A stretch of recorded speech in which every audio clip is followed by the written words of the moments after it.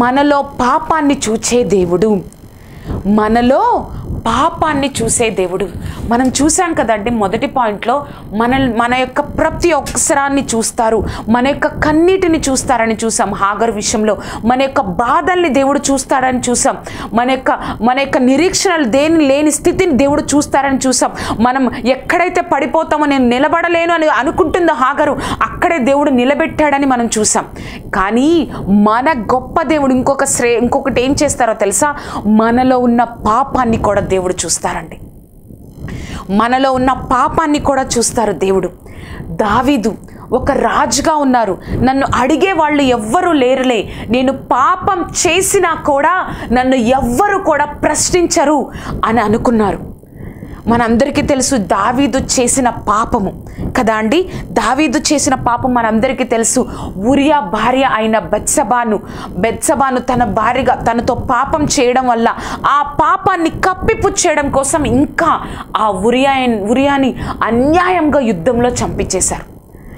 ఇది ఎవ్వరికి తెలియదులే, ఇది ఎవ్వరికి ఏమీ అవ్వదులే, నేను ఆ యొక్క తప్పును కప్పిపుచ్చుకోవడానికి బెత్సబాను నా భార్యగా నేను స్వీకరించాను కదా అని అనుకున్నాడేమో దావీదు.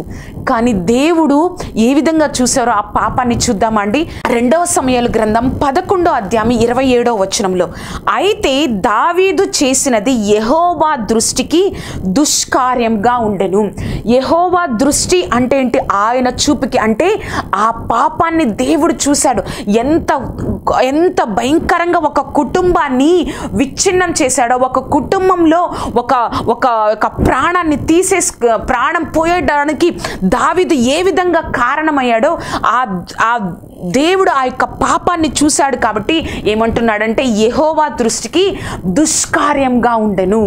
యెహోవా వదిలేశాడు అనుకుంటున్నారా అండి? ఆయన పాపము ఒక 4 గోడల మధ్య చేశారు. ఎవరికి తెలియదులే, నేను అంతా కప్పిపుచ్చేసుకున్నాను, ఇంకెవరికి డౌట్ రాదులే, ఇంకా అనుమానం కూడా ఉండదులే అనుకున్నాడేమో. ఆ పాపము ప్రపంచానికి తెలిసేటట్లు పరిశుద్ధాత్మ దేవుడు బైబిల్లో రాయించాడు. ఆ కాలంలో ఆ ప్రజలకు తెలిసేటట్లు కూడా, రాజు ఈ విధంగా పాపం చేశాడని ప్రజలకు తెలిసేటట్లు కూడా దేవుడు చేశాడండి. ఎలా అంటే, నాతాను అనే ప్రవక్తను పంపించి 12వ అధ్యాయంలో నాతాను అనే ప్రవక్తను పంపించి ఒక ఉపమానం ద్వారా తన పాపాన్ని తన్ని తెలుసుకునేటట్లు దావీదు తెలియచేశాడు. ఆ విధంగా దావీదును ప్రశ్నించారు. ఈ విధంగా ఉంది కదా, ఆ విధంగా అన్యాయం చేసిన వ్యక్తిని ఏ శిక్ష వేయాలి అని నాతాను దావీదును అడిగినప్పుడు, దావీదు నోటే తనకు రావాల్సిన శిక్షను దేవుడు పలికిచ్చాడండి. 2వ సమూయేలు గ్రంథం 12వ అధ్యాయం 5-6 వచనాలు. దావీదు ఈ మాట విని ఆ మనుషుని మీద బహుగా కోపించుకొని, ఏ మనుషుడు అంటే ఒక ఉపమానంలో చెప్తున్న మనుషుడి మీద బహుగా కోపించుకొని, యెహోవా జీవము తోడు నిశ్చయముగా ఈ కార్యము చేసిన వాడు మరణపాత్రుడు, వాడు కనికరము లేక ఈ కార్యము చేసిన గనుక ఆ గొర్రె పిల్లకు ప్రతిగా 4 గొర్రె పిల్లను ఇయ్యవలనని నాతానుతో అనెను. చూసారా అండి? ఆ కనికరం లేక చేశాడు. యెహోవా జీవంతోడు నిశ్చయంగా మరణానికి పాత్రుడు. ఒక గొర్రె పిల్లని తీసుకున్నాడు కదా, 4 గొర్రె పిల్లల్ని ఇవ్వాలి. అప్పుడు నాతాను చెప్తాడు, ఆ పాపం చేసింది ఎవరో కాదు, నువ్వే. ఒక ఉరియాని అన్యాయంగా చంపించినందుకు తన కుటుంబంలో, తన జీవితంలో 4 కుమారుల్ని దావీదు పోగొట్టుకోవాల్సి వచ్చిందండి. చూసారా? మన పాపాన్ని చూసే దేవుడు అండి, మన పాపాన్ని చూసే దేవుడు. ఆ పాపము ఏ విధంగా, మన పాపాన్ని చూసి దేవుడు చాలా దుష్కార్యం అని చెప్పి 12వ అధ్యాయంలోనే ఉంటుందండి, నీ యొక్క కుటుంబంలో నిత్యము యుద్ధాలు జరుగుతాయని చెప్పాడండి దేవుడు నాతాను ప్రవక్త ద్వారా దావీదు గురించి. చూసారా అండి? మన యొక్క పాపాన్ని చూస్తాడు దేవుడు. ఆ పాపము మనతో పోదండి, మనమే శిక్షను అనుభవించాం, మన కుటుంబ సభ్యులు కూడా ఆ శిక్షను అనుభవించడానికి మనం కారణమవుతాం. ఒక ఫౌండేషన్గా ఉంటుంది మన యొక్క పాపం అనేది. అంత భయంకరమైందండి పాపం. అందుకే మన తలంపులు ఏ విధంగా ఉన్నాయి, మన యొక్క ఆలోచనలు ఏ విధంగా ఉన్నాయి, ఒక్కటి మనం గుర్తుపెట్టుకోవాలండి. మన యొక్క జీవితంలో మనం ఎక్కడున్నా, ఏం చేస్తున్నా, ఏ పనిలో ఉన్నా దేవుడు నన్ను చూస్తున్నాడు అని మనం మర్చిపోకూడదు. అందుకే కీర్తనల గ్రంథం 139వ కీర్తన 2వ వచనంలో ఈ విధంగా ఉంటుంది, నేను కూర్చుండటను నేను లేచుటను నీకు తెలియను, నాకు తలంపు పుట్టక మునిపే నీవు నా మనసును గ్రహింపి ఉన్నావు. చూసామండి, మనకి ఏ చెడు తలంపు తలుస్తున్నావా, మంచి తలంపు తలుస్తున్నావా, ఏ విధంగా నువ్వు మాట్లాడడానికి నీ మనసును సిద్ధపరచుకుంటున్నావు, ఏ విధంగా నువ్వు ఎక్కడ కూర్చుంటున్నావు, ఎక్కడ ఉంటున్నావు, ఏం చేస్తున్నావు, అవన్నీ చూసే దేవుడండి. అవన్నీ మనం చేయక ముందే దేవుడికి సమస్తం తెలుసు.